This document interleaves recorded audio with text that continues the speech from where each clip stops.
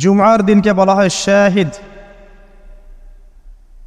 আল মাশহুদ, মাশহুদের ব্যাখ্যা হচ্ছে ইয়াউমুল আরাফা। আরাফার দিনকে বলা হয় মাশহুদ। জিলহজ মাসের প্রথম 10 দিনের একটা দিন 1000 দিনের সমান। আরাফার দিনের ফজিলত হচ্ছে 10,000 দিনের সমান। আর আজকের দিনে এর সাথে যুক্ত হয়েছে সওম, অর্থাৎ রোজা। এমনিতেই যে ব্যক্তি আল্লাহর জন্য একটা রোজা রাখে, আল্লাহ পাক তার চেহারাকে জাহান্নাম থেকে যোজন যোজন দূর সরিয়ে দেন।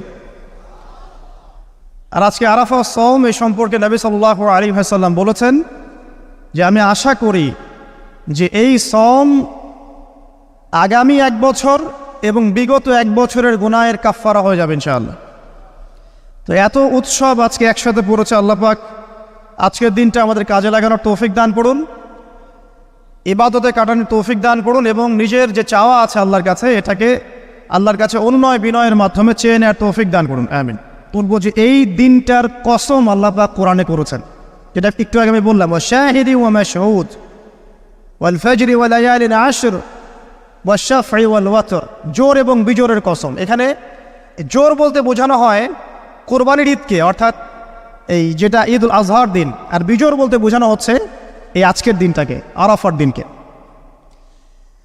আর ওয়াশাহিদ মানে জুমআ, মাশহুদ মানে আরাফা। কোরআনের মধ্যে আল্লাহ পাক এই আরাফার দিনকে কেন্দ্র করে শপথ করেছেন। নিঃসন্দেহে আল্লাহ যে বিষয়টাকে নিয়ে শপথ করবেন এটা সবচেয়ে বেশি মূল্যবান জিনিসের অন্তর্ভুক্ত হয়, তাই নয় কি? এটা বোঝার বাকি নেই, এই জিনিসটা আমাদের জন্য অনেক অনেক বেশি গুরুত্বপূর্ণ। আরেকটা ফজিলত হচ্ছে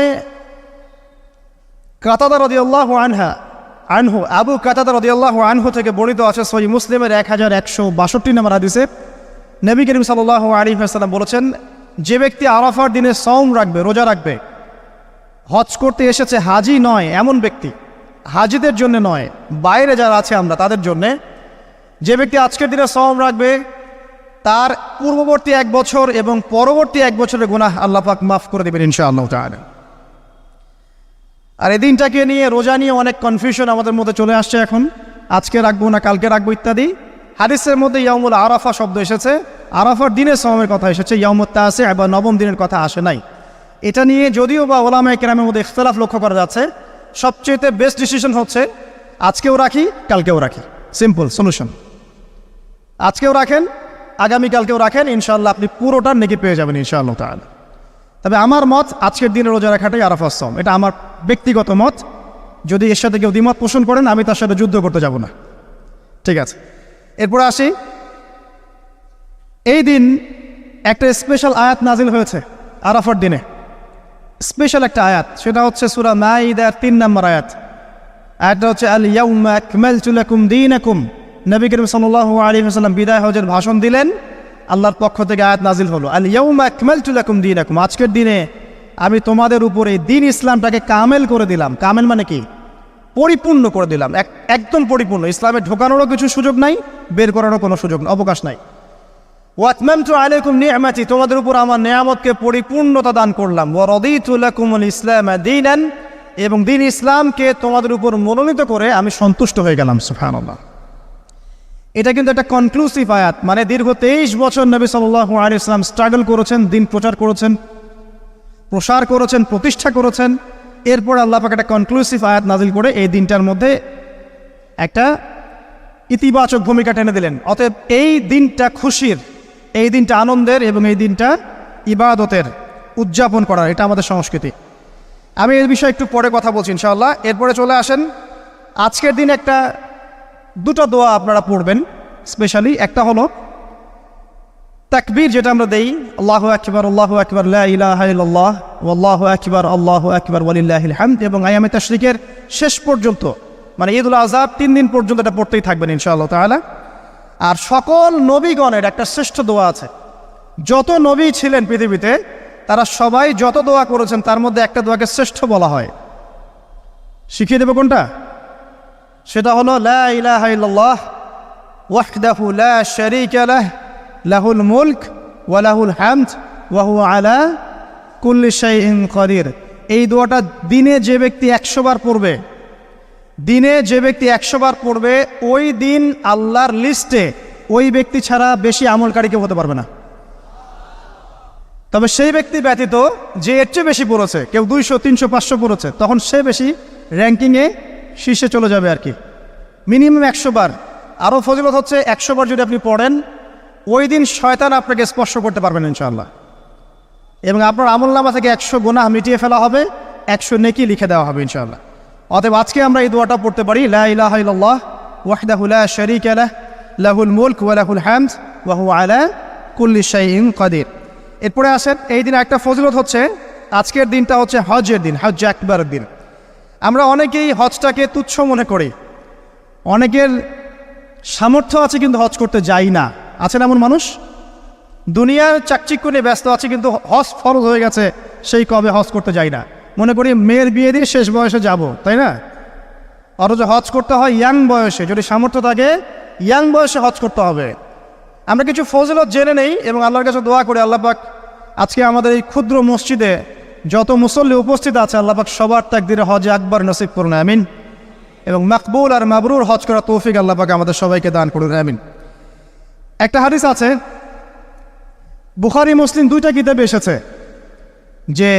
যে ব্যক্তি মান হাজ্জা লিল্লাহ, যে ব্যক্তি শুধু আল্লাহর জন্য হজ করলো, ওয়ালাম ইয়ারফুথ ওয়ালাম ইয়াফসুক, এবং হজের মধ্যে কোনো প্রকার ফাহেসা কাজ করে নাই, অশ্লীল কোনো কাজ করে নাই, কোনো ফাসাকি কাজ করে নাই, সে ব্যক্তি ওই দিনের মতো নিষ্পাপ হবে। ওয়ালাদাতহু উম্মুহ, কোন দিন? ইয়াউমু ওয়ালাদাতহু উম্মুহ, যেদিন তার মা তাকে জন্ম দিয়েছিল।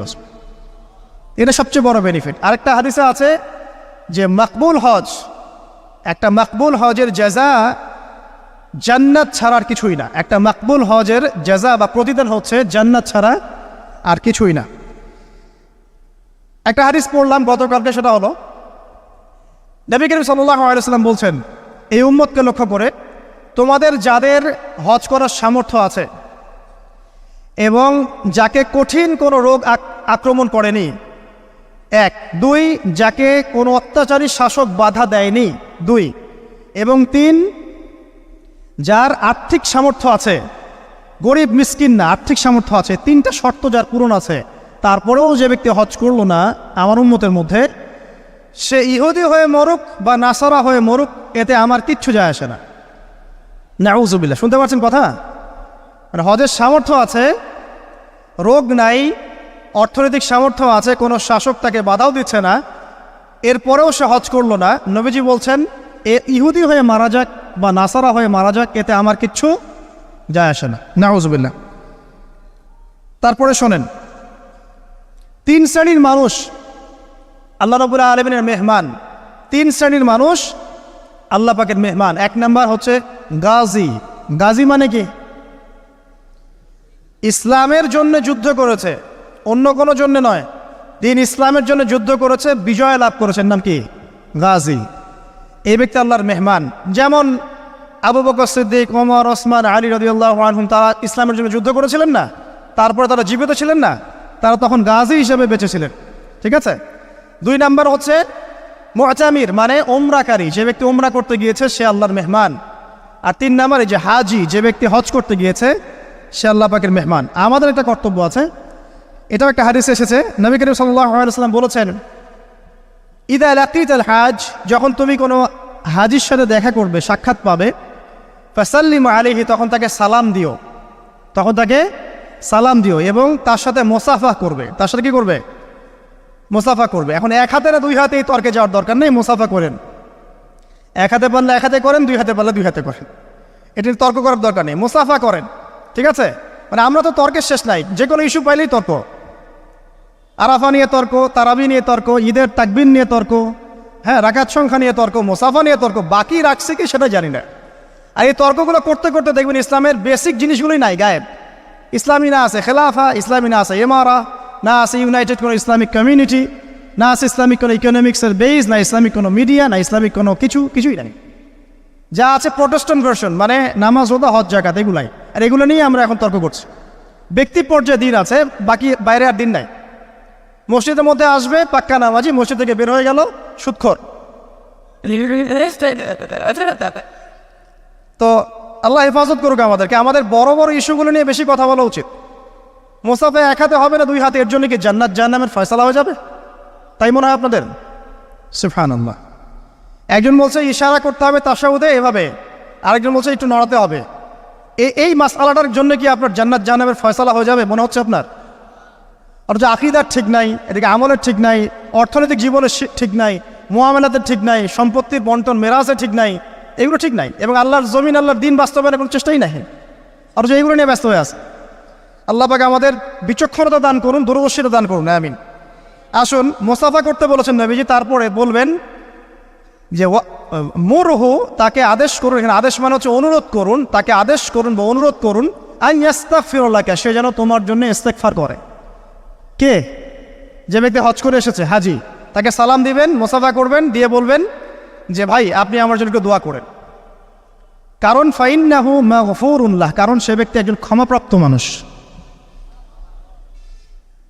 তবে একটা বিষয়, মানুষের সম্পদ আত্মসাৎ করে সুদের টাকা দিয়ে, ঘুষের টাকা দিয়ে, প্রতারণা, বাটপাড়ি, দুর্নীতির টাকা দিয়ে হজ করতে গিয়ে কতটুকু মাগফুর হয়ে আসা যাবে, এটা একটা প্রশ্নবিদ্ধ বিষয়। তো এই বিষয়গুলোকে ক্লিয়ার করে হজ করতে যাওয়া উচিত। আল্লাহ পাক আমাদেরকে তৌফিক এনায়েত করুন, আমিন। এই দিনের একটা প্রতিশ্রুতি আছে। কি প্রতিশ্রুতি? আয়েশা রাদিয়াল্লাহু আনহা থেকে সহিহ মুসলিমে এসেছে, এবং জাবের রাদিয়াল্লাহু আনহু থেকে ইবনে হিব্বানের 3853 নম্বর হাদিস এসেছেন।